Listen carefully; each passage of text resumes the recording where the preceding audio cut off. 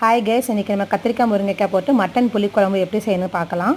வெங்காயம் பச்சை மிளகாய் போட்டு நல்லா வதக்கிக்கோங்க. சீரகப்பொடி, பெருஞ்சீரகப்பொடி, கரம் மசாலா பொடி போட்டு வதக்கிக்கோங்க. அப்புறம் வத்தப்பொடி, மல்லிப்பொடி, மஞ்சள் பொடி அதையும் போட்டு நல்லா வதக்கிக்கோங்க. தேவையான அளவு இஞ்சி பூடு கொஞ்சம் போட்டுக்கோங்க. வதக்கிட்டு தக்காளி போட்டு நல்லா வதக்கிக்கோங்க.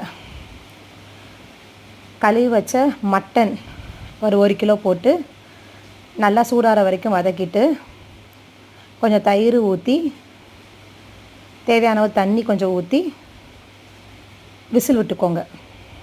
மட்டன் வேகிற வரைக்கும் நல்லா வெந்ததுக்கப்புறம் நம்ம கழுவி வச்ச முருங்கைக்காய், கத்திரிக்காய் போட்டுருங்க.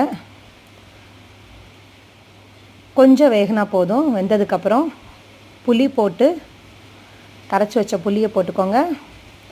அரைச்சி வச்ச தேங்காவை ஊற்றிக்கோங்க. நல்லா கொதி விட்டிங்கன்னா மட்டன் கிரேவி ரெடி ஆயிரும். லாஸ்ட்டில் மல்லி இலை போட்டு இறங்கிருங்க.